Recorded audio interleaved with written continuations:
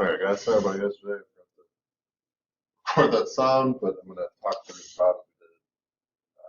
They're already written out. I want to get them.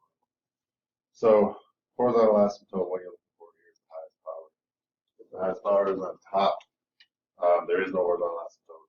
If the highest power is on the bottom, horizontal asymptote y equals 0. And if they're tied, you look at the coefficients. That's what I'm drawing over here. You probably like, what the heck is he doing? So if the twos are tied here, horizontal asymptote at y equals 3. Vertical asymptotes at the bottom equals 0. And then in this one, there is no bottom, so there's no asymptote at all. And then we found the derivative. We set the top and bottom of the derivative equal to 0. This one has no bottom, so nothing to worry about there. But we set the top equal to 0. And solve, that gave us x equals 0. And this becomes, it's called a critical point. This will be important throughout the problem. So you'll see it here, and then it'll go on the number line on the next page. So then we use that 0 to split up the number line. Two parts. If there were two critical points, you'd be splitting into 3 parts, checking all those. And we're clicking a representative point from this interval and plugging back into the derivative. So any negative number. So plug in here, you're going to get a negative number. That means the derivative is negative, which means the original is decreasing. That's why I put this here. Same thing over here. Between 0 and infinity, plug in a point in between there. Anything, 1, 10, a million. Plug in here, you get a positive number. So therefore, the original graph is increasing. Relative max happens. So this is, I'm glad I wrote that down. We switch the derivative from positive to negative, or the original to deep. That does not happen in this problem, but this does. So y prime switched from negative to positive. We went from decreasing to increasing. So if you can visualize that down to up, it's going to make a bottom. That's a relative min. And then we're going to repeat that process in the second derivative. So I'm going to take the second derivative as 2. I set that equals 0, and this time I get nothing. There's no critical points. So that means I have one interval. That interval is negative infinity to infinity, and no matter what number in that interval I pick to plug in, there's nothing to plug in. So it doesn't matter. You can make x any number you want. There's nowhere to put it. So your second derivative is just positive all the time. So it's going to give up all the time. Point of inflection will be if it's switched concavity, like from up to down, up, and it does not. So I just move past that. And then we get to the, it's kind of the organizational piece.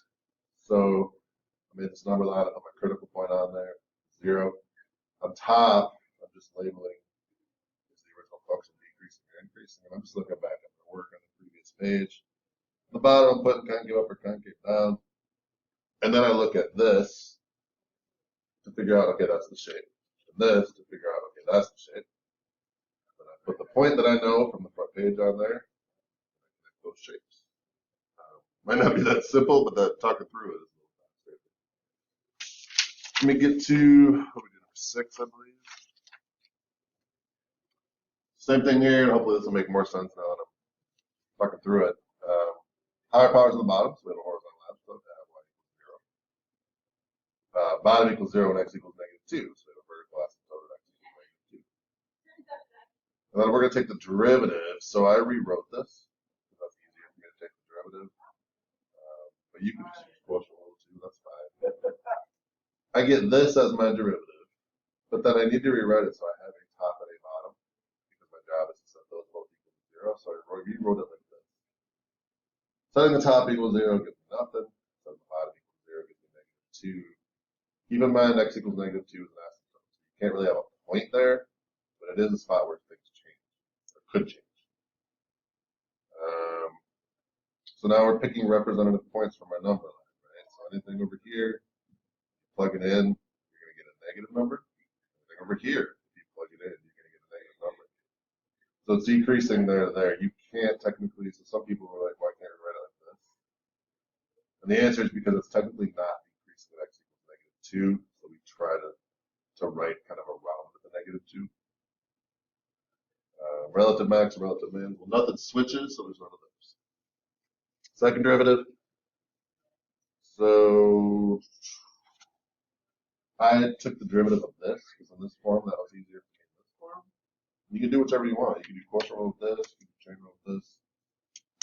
I did quotient rule, got to here, flip that down to the bottom, so I have a top and a bottom. Solve, I get x equals -2. And again, I know that's not like an actual point, but it's a spot where things happen. And then you plug back into the level you came from. So because I came from the second derivative, I pick a representative point in this interval, plug it into the second derivative. In this case, that comes out negative, which means the original graph is kind of came down. Do it over here, original graph. I'm sorry. Plug into the second derivative. I plug in a point over here. This, I get a positive number. I give up. So you kind of might think there's a point of inflection because it switched to -2, but remember -2 cannot be a point because it's an asymptote.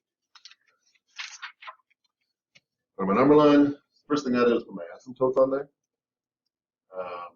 So I got x equals -2 is the vertical, y equals 0 is the horizontal.